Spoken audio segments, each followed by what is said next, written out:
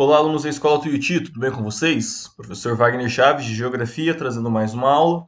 E hoje a gente vai fazer uma revisão desse capítulo 3, onde a gente falou sobre a China. Então pegue o seu caderno, pegue a sua apostila e me acompanhe em mais essa aula. Bom, pessoal, a gente iniciou falando sobre o Império do Centro. Por que nós podemos chamar a China de um império? Ela é um país muito expressivo na economia, tem uma população muito grande, e nos últimos anos, né, ela vinha crescendo mais de dois dígitos, mais de 10%, e a média hoje é 9%. A gente vai ter uma queda esse ano por conta do coronavírus, mas todos os países vão apresentar essa queda. Mas mesmo assim, ela era um dos países que mais cresciam, que mais cresceram desde os anos 2000. Então, ele é o único país que consegue ameaçar a hegemonia dos Estados Unidos. Tá? E entre essas coisas que eu mencionei, a gente pode mencionar também o crescimento das fábricas buscando mão de obra barata e acabam encontrando na China. Então, várias fábricas ocidentais têm suas sedes fabris localizadas na China por conta dessa mão de obra mais barata. A China tem aquela engenharia reversa que eu mencionei para vocês, que pegar o produto ocidental, desmontar e montar um igual ou montar um paralelo, semelhante, que no começo inundou o mercado de materiais ruins. Então, quando a gente falava, olha, essa coisa aí é do Paraguai, na verdade era feito na China, assim como tudo. Porém, tanto a marca original quanto a marca paralela eram feitos na China, mas hoje eles já conseguem fazer esse produto com qualidade muito superior. Tá? Mercado interno enorme, 1 bilhão de pessoas, então imagina qualquer coisa que você possa vender na China e disponibilizar para 1 bilhão de pessoas. Né? É o maior polo industrial do mundo, em termos de fábrica, e alto investimento em tecnologia. Só uma coisa, pessoal, nesse mercado interno, né? Eu estava vendo alguns dados recentemente sobre a Black Friday nos Estados Unidos. A Black Friday é a sexta-feira negra, que ocorre na última sexta-feira de novembro, assim que acaba o feriado de Ação de Graças, e é o dia que o varejista dos Estados Unidos ele tenta vender todo o seu estoque do ano que sobrou, porque ele vai receber o produto versão próximo ano, então 2021, e ele quer queimar o estoque 2020. Então é o ano que o mercado, o comércio de modo geral dos Estados Unidos mais vende. E ainda assim não chega perto de um dia de vendas do Alibaba. Então todo o mercado americano não chega a um dia de uma grande rede de comércio da China. Para você ver que o consumo é muito grande mesmo. Beleza? Bom, então a China é o único país atualmente capaz de rivalizar com os Estados Unidos por conta desses dados, desse crescimento. Lembrando, né, a China consome 1/3 do aço produzido no mundo. É muita coisa. Metade do cimento, 30% dos guindastes de operação no mundo estão só nos portos em Xangai. E quando a gente viu as outras aulas, vamos tratar tudo como China, né? Taiwan é um centro de exportação muito grande. Hong Kong é um centro de exportação muito grande. Então, quando a gente fala de China, a gente está falando de um país com potencial inimaginável de construir cidades no meio do nada para abrigar uma única fábrica, de transportar pessoas de um lugar para o outro de maneira muito rápida, de criar estruturas, verdadeiras cidades muito rápida, tá? Bom, e o sistema da China, né? Tem aquela discussão: é capitalista ou é comunista? Politicamente, a gente pode falar que ele é um país comunista, tá? Tem várias. A presença do Estado é muito forte, as pessoas elas têm certa limitação, não tem liberdade de imprensa, enfim, o Estado é bastante controlador e centralizador. Perdão, passou um carro bastante barulhento aqui. Economicamente, não tanto, né? Então a China tem as chamadas zonas especiais, econômicas especiais, as EEs, e lá é onde é uma parte capitalista da China, apesar de politicamente ser comunista. Então, a gente fala em socialismo chinês, porque é um socialismo diferente daquele que era praticado na União Soviética, ou capitalismo de mercado. Todos os termos são um pouco antagônicos, porque capitalismo tem a ver com o mercado, não com o Estado. Então você fala, capitalismo de Estado é o Estado chinês, ou seja, o governo chinês, o governo de Pequim, controlando o capitalismo do país. De todo modo, a gente pode usar também para representar essa coisa que é a China, que é um país, dois sistemas. Um país China, dois sistemas comunista e capitalista junto, tá bom? Lembrando, politicamente comunista, economicamente, em alguns pontos, capitalista, porém com a participação muito grande do Estado, tanto nas empresas pequenas, empresas que dão prejuízo, mas o Estado ainda assim fornecem condições para que essa empresa continue sobrevivendo, e como as gigantes também, que tem a presença do Estado chinês. Bom, mas a gente falou então desse comunismo e capitalismo, vamos ver como que a China se tornou comunista. Tá? Esse aí é o Mao Tse Tung. Mao Tse Tung ele foi um dos líderes da Revolução Comunista de 1949. E ele se tornou um ditador centralizado e personalista, ou seja, o culto à personalidade do Mao Tse Tung. Tem prédios públicos na China com o rosto desse cara ainda, e ele morreu já faz algum tempo. Mas ainda assim tem a foto dele nas paredes. Tá? Em 1966, ele iniciou a chamada Revolução Cultural. Então ele aumentou o seu poder e tentou fechar a China para o Ocidente. Então, a China, durante esse tempo, é mais ou menos aquilo que o Japão fez, porém lá séculos antes, ou seja, de se fechar para o Ocidente, se fechar para essa influência que o Ocidente exercia na China. Né? E apesar de ser comunista, a China nunca se deu muito bem com a União Soviética, tinham posturas completamente diferentes, tá bom? Aí, quando o grande timoneiro morre, que era o apelido do Mao Tse Tung, quem ascende ao poder é o Deng Xiaoping, que ele era um quadro do Partido Comunista, ele era o líder, depois do Mao Tse Tung, do líder do Partido Comunista. E ele que foi responsável pela abertura da China ao comércio ocidental. E ele também tinha uma postura completamente diferente do Mao Tse Tung. Enquanto o Mao Tse Tung tinha aquela postura de uma China tradicional e China agrícola, o Deng Xiaoping tinha a ideia de uma China industrial. Então ele transforma a China de um país agrícola em um país altamente industrializado. Isso em alguns poucos anos, tá, gente? Ó, 78 começou a industrialização na China. Então, em termos históricos, faz aí 40 anos, em 40 anos viraram essa potência, né? Bom, então a China ela possui uma mão de obra muito barata, porque é 1 bilhão e 300 milhões de habitantes, é muita gente. Disciplinada, porque o governo está lá em cima, o Estado lá em cima, o Estado ditatorial, então você quase não tem revoltas ou manifestações. Matéria-prima em abundância, então tem todas as condições para que as empresas do estrangeiro fossem para a China. Porque é aquele processo que a gente já falou, centralização e descentralização. À medida que a manutenção de uma fábrica, a existência dela ou a produção começa a ficar muito cara em um determinado espaço, a tendência do capital é migrar para outras áreas onde essa produção será mais barato.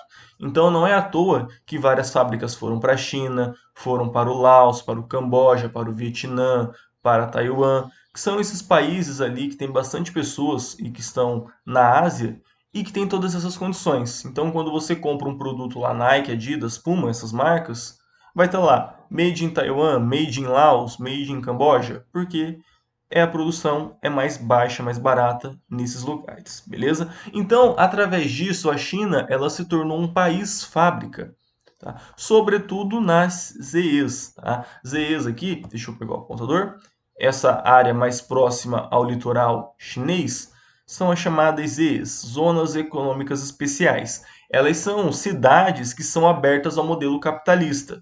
Então, na política, ainda é um país comunista. Porém, nessa região é aberto a fábricas montadoras estrangeiras. Então, as fábricas que vêm para a China, elas se concentram aqui nessa região, mais ao leste, próximo ao mar, tá? No resto da China, pessoal, mantém-se então tanto a política quanto a economia comunista, mas aqui é muito agrário. E a gente falou um pouco também das condições do relevo. A China, ela é um país que tem uma população muito grande, mas ela está concentrada nessas ilhas. Porque vamos observar o resto aqui. No oeste, a gente tem, primeiro, o Himalaia. Então, toda essa área aqui que vocês estão vendo nesse marrom é área de montanha. Poucas pessoas moram aqui. Aqui no noroeste, a gente tem áreas semiáridas, áreas de deserto, então poucas pessoas moram aqui também. A gente vai ter um pouco aqui no centro, onde nós temos uma população bastante agrária, e aqui no leste, nessa área mais em verde, onde está, nas áreas mais baixas, né, onde está a grande parte da população. Então, no oeste, a gente tem o chamado vazio demográfico, ou seja, muitas áreas, poucas pessoas. A gente pode falar que a China é um país bastante populoso, mas não é povoado. É o mesmo caso do Brasil, gente. Aliás, quase todos os países com extensão territorial muito grande, eles têm essa configuração. As pessoas elas moram próximas do litoral. Então, o Brasil, a maior parte da população está na costa brasileira. Os Estados Unidos, a maior parte da população está na costa leste e na costa oeste. No meio não tem quase nada. Então, assim é a configuração da China também. O oeste, pouco povoado. Por quê? Relevo escarpado, áreas de semiárido.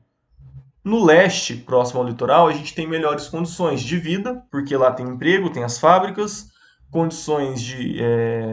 O próprio relevo ajuda, porque é mais plano. Então a população se concentra nessa região. Tá? Bom, vamos falar um pouco então da qualidade de vida, porque quando a gente olha alguns números da China, os números acabam não batendo, né? A gente fala da China, segunda maior economia do mundo, mas o IDH lá embaixo, o 85º, é bem ruim. Tá? Tá atrás do México, atrás do Brasil, do Uruguai, outros países aqui da América Latina, atrás de alguns países que não são tão ricos da Ásia, Sri Lanka, Tailândia. Então, e o que isso significa, né? Que esse dinheiro não está sendo bem distribuído na China e que a população ainda não tem uma qualidade de vida tão grande. Lembrando, o que o IDH marca, né? O Índice de Desenvolvimento Humano. Ele leva em consideração natalidade, expectativa de vida, renda per capita, essas coisas. Então, quando a gente olha, por exemplo, o PIB da China é maior do que o PIB dos outros três países do BRICS juntos, que é Brasil, Rússia e Índia. Se tivesse a África do Sul, eu acho que seria maior também, usando dados atuais de 2020. Tá? Renda per capita, por conta da população ser muito grande, essa renda diminui. 4.000 dólares por ano, é um valor baixo. Para o Brasil e para a Rússia, que tem 9.000 dólares por ano, esse valor já é baixo, 4 é bem baixo também. Índia, um pouco mais de 1.000 dólares, mas a Índia não é um país tão rico, lá a desigualdade é muito maior e também tem 1 bilhão de pessoas. Tá? Olha o crescimento do PIB, gente. Isso foi dados de 2010. 10% ao ano na China, um valor gigante. 7,5% no Brasil, 4% na Rússia, 9,7% na Índia. A Índia a gente vai entrar no próximo capítulo, está crescendo muito, muito mesmo. População, aí só destaque para China e Índia com mais de 1 bilhão. E aqui o IDH, não é? Lembrando, o IDH é de 0 até 1, sendo Noruega, mais ou menos 0,988, que deve ser o principal país, né? Noruega, Finlândia, Hong Kong, esses países assim que são bem pequenos ou que têm uma qualidade de vida muito grande. 0,700 igual ao do Brasil é um IDH mediano, tá? E a China tem um IDH menor do que o do Brasil. Porém, a classe média japonesa, ou perdão, classe média chinesa está crescendo bastante. A classe média chinesa já é maior do que toda a população dos Estados Unidos, ou seja, mais de 300 milhões de pessoas. E está aumentando então o acesso a consumo, a bens de consumo. Provavelmente, se a gente tiver uma nova tabela dessa em 2020 ou até 2030, isso aqui deve mudar. Tá? A China já deve ter ocupado alguns postos mais acima. E se é que houve uma distribuição de renda melhor, se aumentou o consumo. Mas creio que sim. até porque a China hoje, os chineses eles dominam o mercado mundial. Eu mencionei para vocês os exemplos da Chinatown, que eles vão e tomam praticamente um bairro e se torna de comércio chinês. Hoje eles estão presentes no mundo inteiro no turismo. Então, em momentos, por exemplo, que o turismo não é tão forte na Europa, os chineses estão lá. E a Europa está aberta para eles recebendo dinheiro da China. Então, essa tabela ela tende a mudar, se já é que não mudou, é que nós não temos os dados de 2020 ainda. Beleza? Bom, problemas ambientais, né? Como eu falei, a China, essa abertura foi muito radical e ela não se preocupa muito com questões ambientais, tá? E nenhum país também vai sancionar ele por conta disso. Falar, ó, vocês param de poluir o ar ou para de, sei lá, queimar carvão, que hoje a gente vai parar de comprar de vocês, porque ninguém é besta, né? Depende, todo mundo, todos os países dependem da produção da China. Então, junto com os Estados Unidos, a China lidera o consumo de hidrocarbonetos, carvão, petróleo, essas coisas. Essa imagem que vocês estão vendo tem a presença daquele smog, que é poluição, fumaça, presente que é bastante comum lá naquelas cidades que formam as EEs, as zonas econômicas especiais, porque onde estão as fábricas, onde estão as usinas de carvão. Então, soltando bastante fumaça. De modo geral, a Ásia sempre não, né? Mas há alguns anos, sempre que mostra reportagens sobre a Ásia, a gente vê pessoas usando máscaras, né? Tanto no Japão, na Coreia, na China, em parte porque tem coisas relacionadas com a doença, de você não transmitir para outra pessoa, sobretudo no Japão, gente. Se você está doente, você passar a doença para outra pessoa é uma coisa muito ruim para você, né? Você se sente culpado, então eles usam a máscara. Mas na China tem os fatores também ambientais de poluição da atmosfera. Tá? A gente falou também da criação da usina de Três Gargantas, lá no Rio Azul, o Rio Yangtze. Ela é a maior do mundo. Esse projeto foi uma aberração, porque ele inundou uma área gigante e, apesar de ser maior do que Itaipu, não consegue produzir a mesma quantidade de eletricidade, por conta de questões de relevo. Simplesmente eles fizeram uma usina gigante lá. Não sei se dava para fazer outro projeto ou usinas menores e tudo mais, né? Porém, isso é uma coisa da China, de fazer projetos gigantes. A gente tem uma usina que não é muito funcional. Talvez se fossem feito usinas menores ou uma usina em outro ponto. Bom, não sei, né? Eu não quero ser engenheiro de obra pronta e também não quero falar das condições que eu não conheço da China. Não sei se tem algum ponto estratégico, igual tem Itaipu aqui, onde você tinha uma área com relevo bastante acidentado que dava para fazer um reservatório. Porém, é a ideia da China de fazer essas obras faraônicas, essas coisas gigantes. Então, hoje eles querem fazer uma linha de trem ligando Londres até Pequim, no stop, ou seja, sem parar. É uma viagem bastante longa. Imagina um trem-bala cruzando metade toda a Ásia praticamente e a Europa, né, e ligando a outras cidades importantes, a chamada Nova Rota da Seda. Então, esses projetos faraônicos é personalidade do chinês. Eles querem fazer essas obras gigantes para mostrar que eles são os bambambãs na engenharia hoje. Tá? Se no século passado os Estados Unidos fazia ferrovia no meio da floresta, fazia na Canal do Panamá, nesse século os chineses querem mostrar que conseguem fazer também. Tá? Bom, pessoal, vou ficando por aqui. Peço que vocês fiquem em casa, que vocês lavem as suas mãos constantemente. Bons estudos, um abraço e até a próxima aula.